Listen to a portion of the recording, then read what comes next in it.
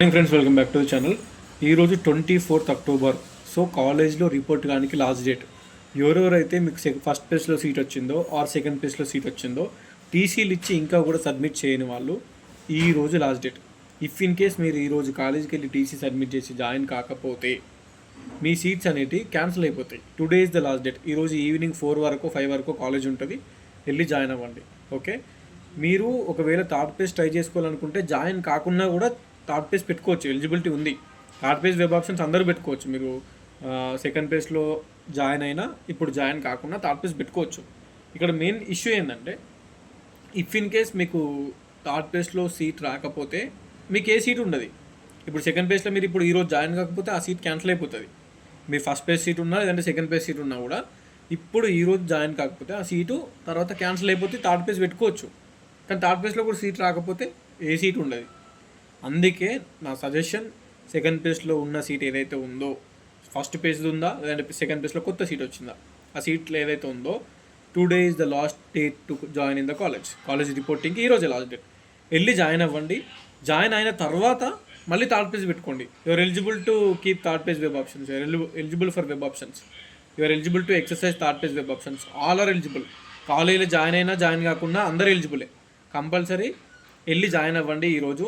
తర్వాత ఇంకో 2 days తర్వాతనో 3 days తర్వాతనో third page final page schedule వస్తుంది. అది వచ్చిన తర్వాత మీరు అందులో వెబ్ ఆప్షన్స్ పెట్టుకోవచ్చు, ట్రై చేసుకోవచ్చు.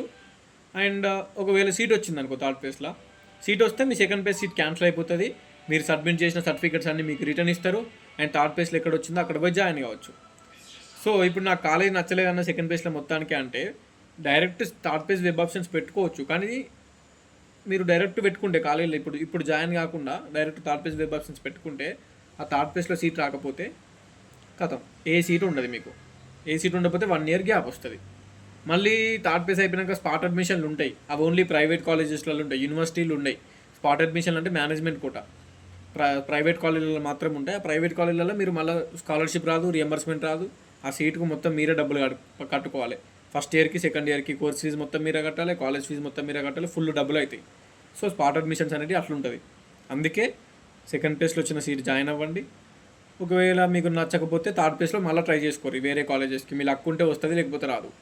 Okay, today is the last date. Date ఏమైనా ఎక్స్టెండ్ అయిందా అంటే కాలేదు. యాజ్ ఆఫ్ నో టుడే ఇప్పటివరకు అయితే కాలేదు. అండ్ నిన్న కూడా చాలామందికి మెసేజ్లు వచ్చినాయి, లాస్ట్ డేట్ ఉంది రేపు 24th లోపు జాయిన్ అవ్వండి అని చెప్పేసి. సో మ్యాథ్స్ ఎక్స్టెండ్ కాదు.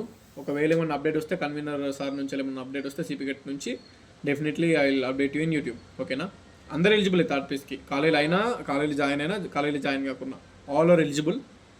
బట్ ఇక చూసుకోండి, ఇక మీరు ఆలోచించుకోండి. ఓకేనా, సరే మరి జాయిన్ అవ్వండి ఎక్కడెక్కడ జాయిన్ అవుతున్నారో.